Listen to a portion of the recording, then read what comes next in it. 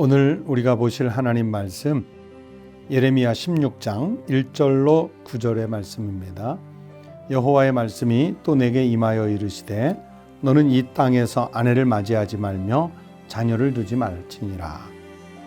이곳에서 낳은 자녀와 이 땅에서 그들을 해산한 어머니와 그들을 낳은 아버지에 대하여 여호와께서 이와 같이 말씀하시오니 그들은 독한 병으로 죽어도 아무도 슬퍼하지 않을 것이며 묻어주지 않아 지면의 분토와 같을 것이며 칼과 기근에 망하고 그 시체는 공중의 새와 땅의 짐승의 밥이 되리라. 여호와께서 이와 같이 말씀하시되 초상집에 들어가지 말라. 가서 통곡하지 말며 그들을 위하여 애곡하지 말라.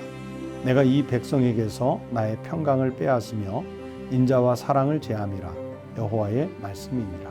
큰 자든지 작은 자든지 이 땅에서 죽으리니 그들이 매장되지 못할 것이며 그들을 위하여 애곡하는 자도 없겠고 자기 몸을 베거나 머리털을 미는 자도 없을 것이며 그 죽은 자로 말미암아 슬퍼하는 자와 떡을 떼며 위로하는 자가 없을 것이며 그들의 아버지나 어머니의 상사를 위하여 위로의 잔을 그들에게 마시게 할 자가 없으리라.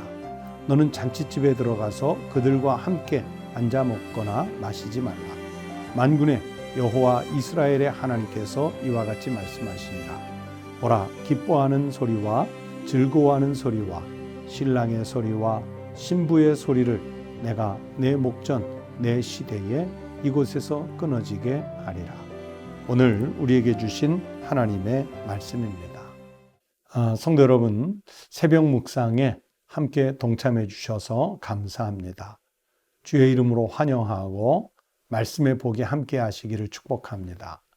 그리고 오늘부터 본격적으로 최대 명절인 추석 명절 연휴가 시작됐습니다. 여러분 어디로 이동해 가시든지 건강하게 안전하게 보내시고 또 하나님의 그 은혜를 잊지 않고 이 명절 잘 지키시기를 영적으로 잘 지키시기를 주의 이름으로 권면합니다. 12편의 설교 중에서 오늘 본문 16장과 그리고 17장까지는 7번째 설교인데 오늘 본문은 그 7번째 설교가 시작되는 내용의 말씀이지요. 그런데 오늘 1절부터 9절 여기 말씀에 보면 예레미야 신변과 관련해서 하나님께서 이것도 하지 말고 저것도 하지 말고 하지 말라고 하는 금지하는 명령들을 예레미야 선지자 개인에게 주시는 말씀들입니다. 그래서 2절 말씀부터 보시면 이 땅에서 아내를 맞이하지 말래요. 자녀를 두지 말랍니다. 또 5절 말씀에 가서 보면 초상집에 들어가지 말라고 말씀하죠. 그리고 또 초상집에만 못 들어가는 게 하신 것이 아니라 8절 말씀에 보면 너는 잔치집에 들어가서 그들과 함께 앉아 먹거나 마시지 말라. 잔치집에도 가지 말래요. 여러분 아내를 맞이해서 결혼을 하고 자식을 낳고 인생을 살다 보면 초상집에 가야 할 때도 있고요. 또는 잔치집에 가야 할 때도 있고요. 우리가 대부분의 사람들이 이 땅에서 살면서 그냥 일상처럼 겪어야 하는 일들이지요. 크게 보면 인륜 대사들 그런 일들인데 또 작게 보면 곳곳에서 일어나고 있는 일상의 삶의 내용들입니다. 그런데 예레미야 선지자에게 이런 일들을 하지 말라? 왜 그렇게 말씀하셨을까요? 이 말씀은 지금 유다 나라가 죄악으로 인해서 멸망해 가고 있고 곧 임박한 하나님의 심판이 준비되어 있는데 이런 속에서 어떻게 일상의 평상의 삶을 지속시킬 수 있겠느냐.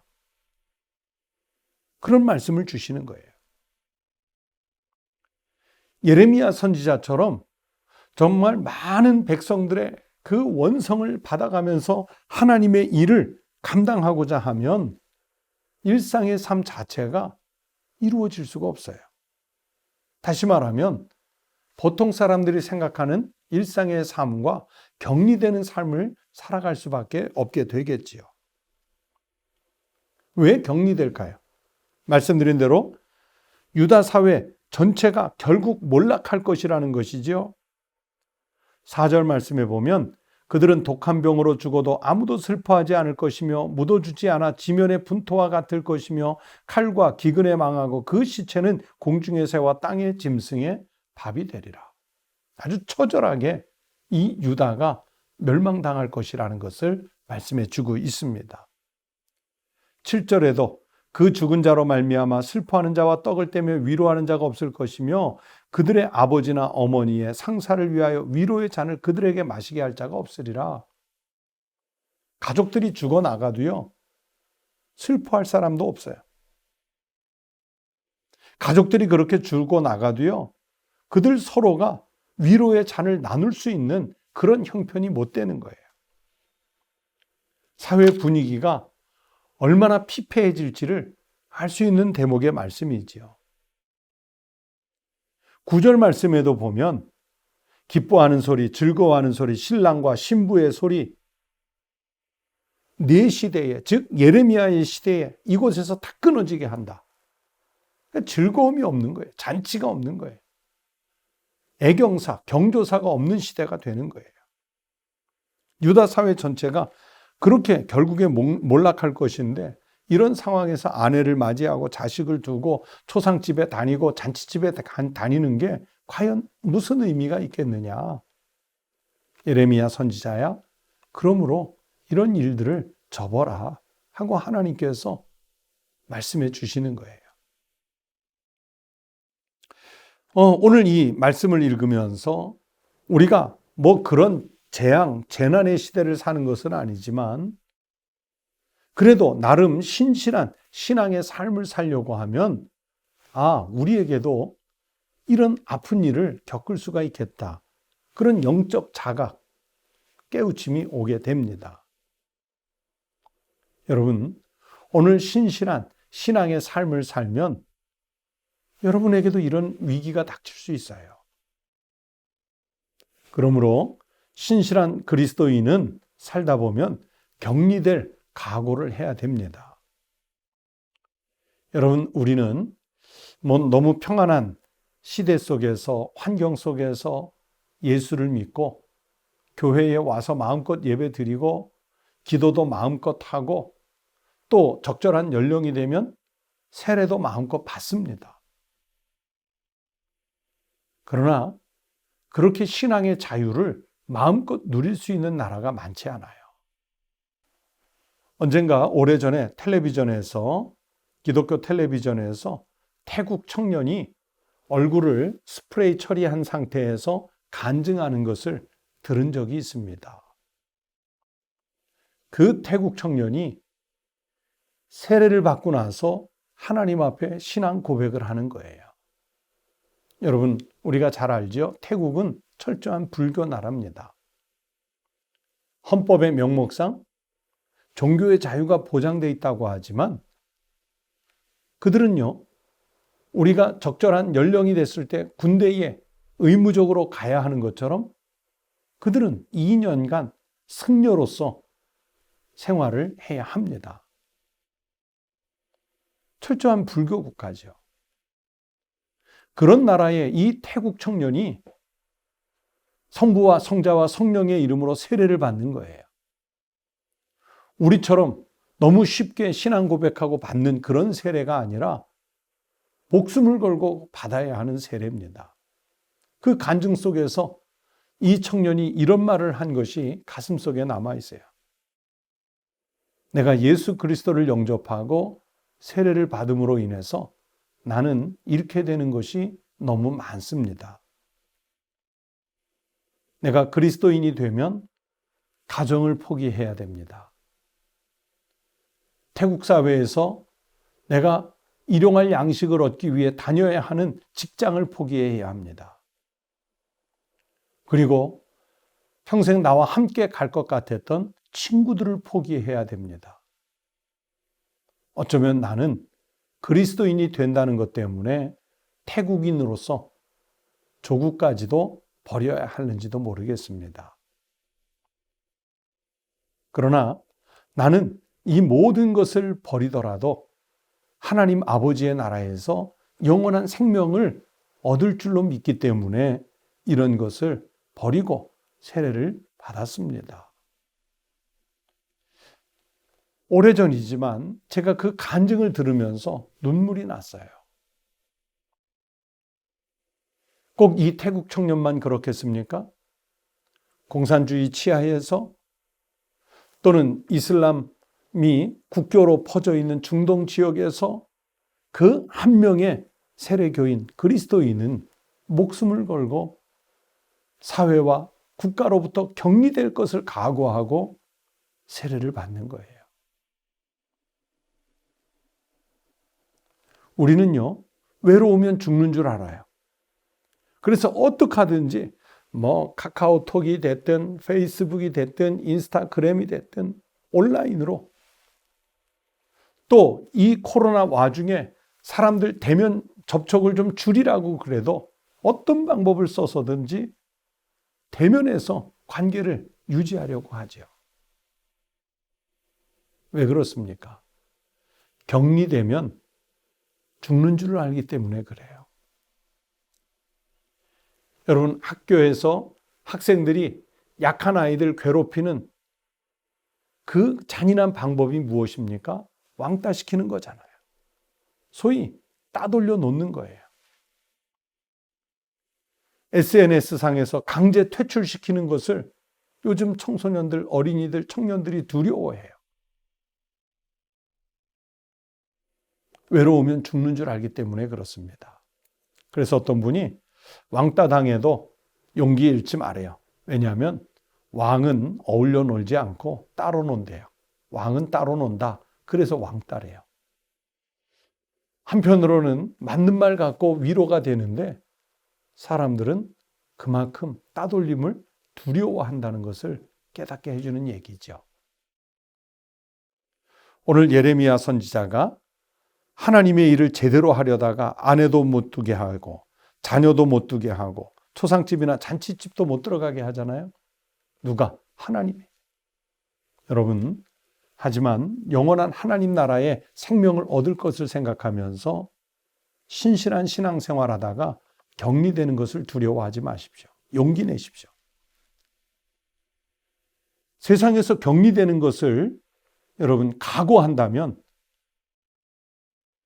더 나아가서는 하나님과의 관계는 더 신실하게 맺어야 합니다. 하나님과의 관계를 놓치시면 안 돼요. 여러분, 이 관계가 끊어지면, 즉 하나님과의 관계가 끊어지면 세상에서 아무리 좋은 인간관계, 넓은 인간관계, 훌륭한 사람들과 인간관계, 온라인, 오프라인 다 맺어두어도요, 결국 죽습니다. 하나님과의 관계가 끊어지면 죽는 거예요. 예수님께서 말씀하셨어요. 아버지는 농부이시고, 그리고 예수님 자신은 포도나무이시고, 우리는 포도나무에 붙어있는 가지라고 말씀하셨어요. 가지가 포도나무에서 떨어지면 어떻게 될까요? 0.001mm만 떨어져 있어도요, 말라 비틀어 죽습니다. 아무 열매도 못 맺고 잎사귀도 못 맺어요. 우리가 그렇습니다. 하나님과의 관계가 놓치면 결국 죽는 거예요. 여러분, 잠시 살다 영원히 죽는 길을 택하시겠습니까? 아니면 잠시 죽고 영원히 살 길을 택하시겠습니까?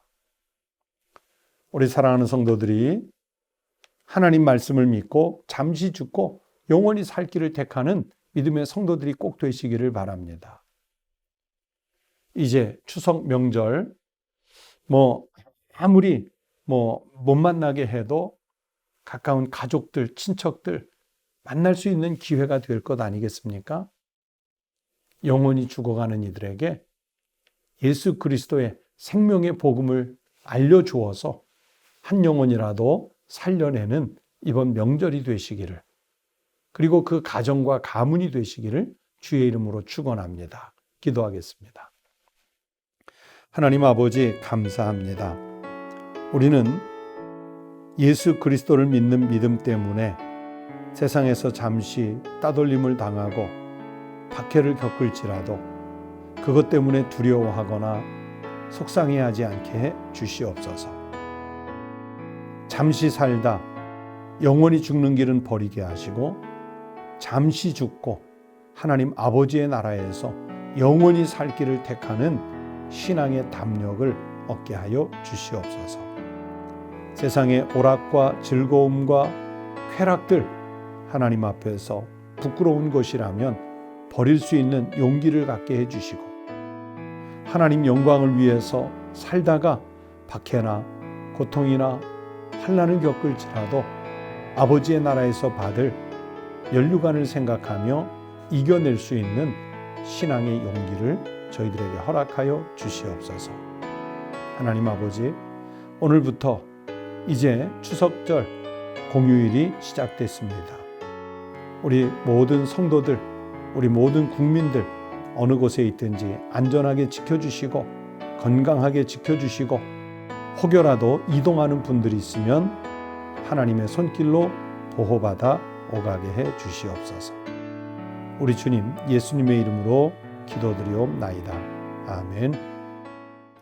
네, 오늘 아침 함께 기도하실 제목 성경 말씀을 오늘 들으신 말씀을 생각하시면서 어떤 어려운 환경이 와도 하나님의 뜻대로 말씀대로만 살겠다고 하는 믿음의 용기를 갖게 해달라고 기도하십시다. 그리고 두 번째는 또 우리 국민들, 우리 성도들 이동하실 경우들이 있는데 안전하게, 여기서 안전은 그냥 단순하게 길을 오고 가는 것만이 아니라 전염병의 시대에 다른 이들에게 피해 주지 않고 피해 당하지 않고 안전하게 오고 가고 또 지킬 수 있도록 기도해 주시기 바랍니다. 또 세 번째, 내 심령을 불안하게 하는 걱정들이 빨리 사라지고 주님이 말씀하시는 그 새로운 평안이 우리 가운데 임하도록 기도하십시다. 다 함께 기도하겠습니다.